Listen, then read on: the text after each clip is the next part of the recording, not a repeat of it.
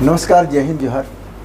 मैं विनय पांडे और आप देख रहे हैं मुनादी चौपाल।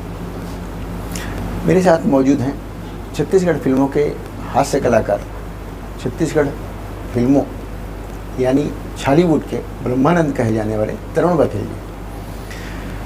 आजकल पूरे छालीवुड में, छत्तीसगढ़ सिनेमा में अश्लीलता को लेकर के काफ़ी चर्चा है।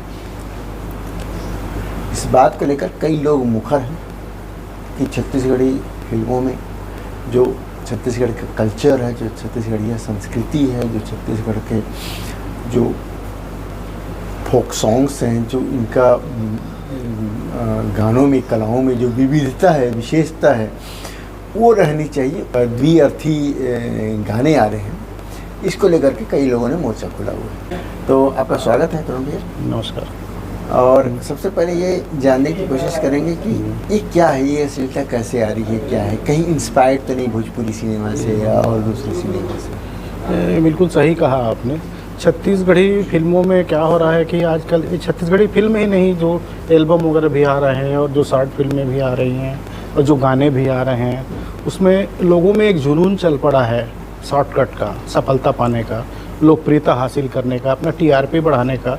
कैसे से कैसे कितने ज़्यादा व्यूवर्स हम कितने शॉर्ट्स कम समय में अवेलेबल कर पाएँ करके, इस अंधी दौड़ में लोग अश्लीलता पर उतारू हो गए हैं। और ये कहने में भी अब गुरेज नहीं कि पहले भोजपुरी सिनेमा का नाम इस कैटेगरी में लिया जाता था। अब कुछ यहाँ के हमारे छत्तीसगढ़ के कलाकार भी उस लाइन पे चलने लगे हैं। जो गाने बन रहे हैं वो हैं इंडस्ट्री के ही लोग हैं और बड़े अच्छे कलाकार हैं। और छत्तीसगढ़ की माटी और छत्तीसगढ़ की संस्कृति आज परिपूर्ण है और समृद्धशाली है। हमें बिल्कुल ही ज़रूरत नहीं है कि हम इस प्रकार के ओछे और निचले स्तर के शब्दों का इस्तेमाल अपने गानों में करें, एल्बम में करें।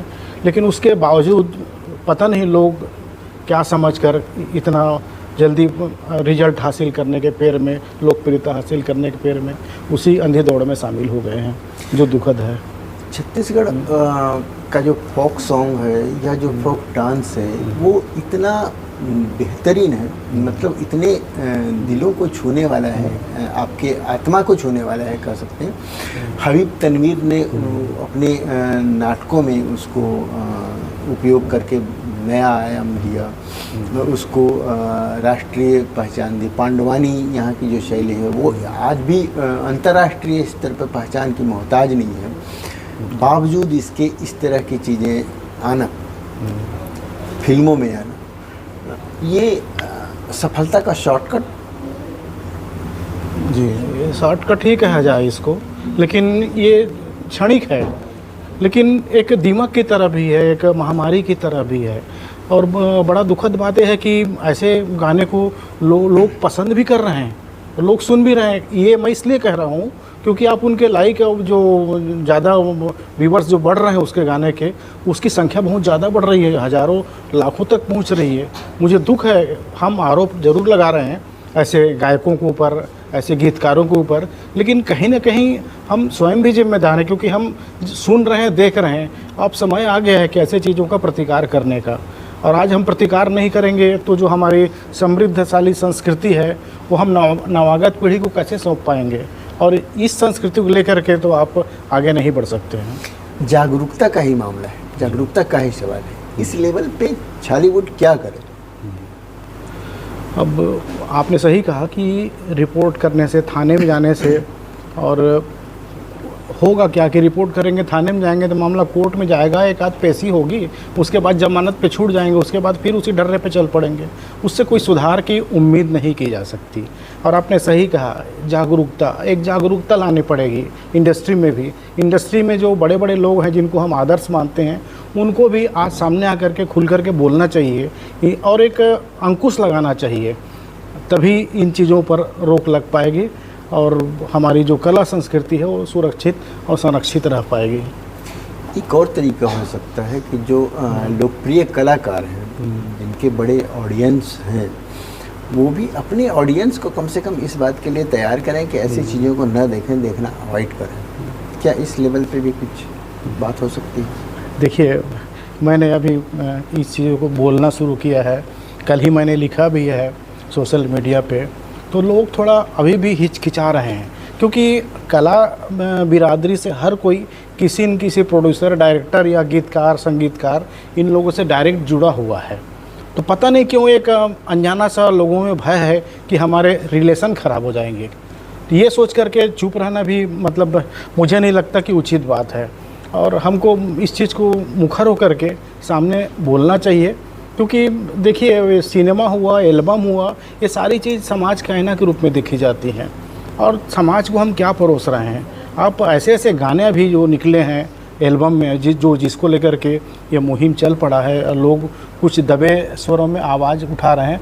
अभी अलका चंद्राकर जो बिलासपुर के लोक गायिका हैं, उन्होंने भी मुखरता के साथ इन चीज़ों का नाम लिया है। और एक डॉक्टर उर्वशी जी हैं, उर्वशी साहू यहाँ पर रायपुर से, उन्होंने भी इस पर आवाज़ उठाया है।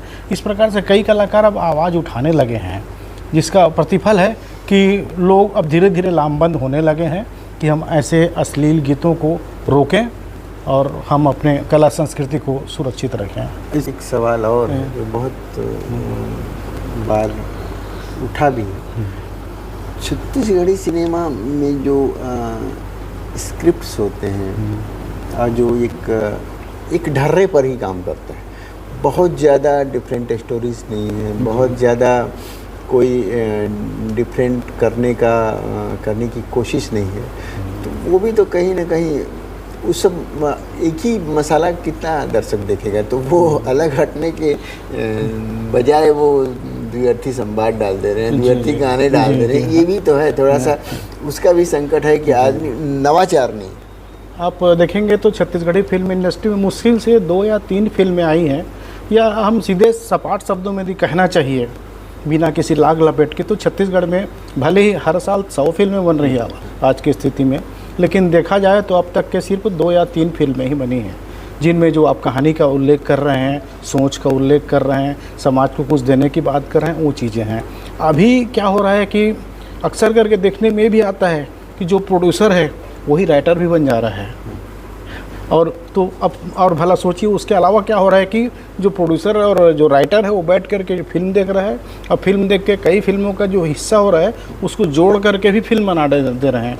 यही कारण है कि देखिएगा फिल्मों में सिर्फ प्यार मोहब्बत सारी चीज़ें हैं, कुछ यहाँ पे जो ज्वलंत मुद्दे हैं, समस्या हैं, और फिर जब ये बात करते हैं हम, तो यहाँ पर लोग ये सवाल उठाते हैं कि जो सिनेमा में जो पैसे आते हैं वो कमर्शियल फिल्मों से आते हैं, आर्ट फिल्मों से नहीं आते।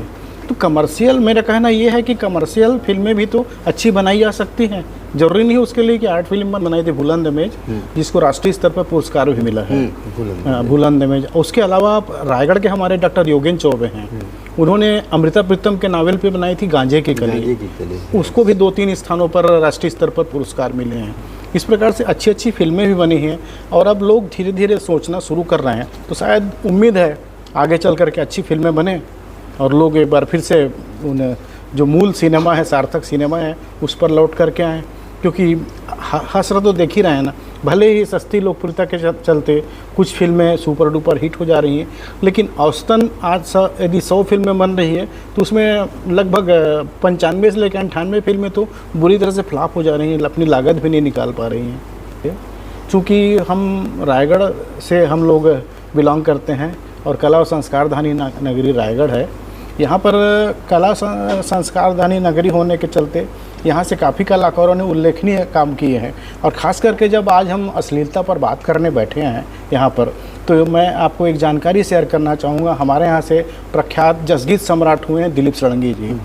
दिलीप षडंगी जी हुए हैं। उसके बाद वर्तमान में भी सबसे ज़्यादा चलने वाले और जिसके काफ़ी व्यूअर्स हैं, जिसको गोल्ड डिस्क मिला हुआ है, नितिन दुबे जी। और गीतकार संगीतकार हैं अमित प्रधान जी। अब इनका जो सफलता का पैमाना है, इन्होंने आज तक अश्लीलता को लेकर कभी भी कंप्रोमाइज़ नहीं किया, और बड़े बेहतर ढंग से सादगी के साथ, आस्था के साथ, श्रद्धा के साथ इन्होंने संगीत की सेवा की और अपने गायकी से प्रदेश स्तर पे स्थान बनाया है अपना।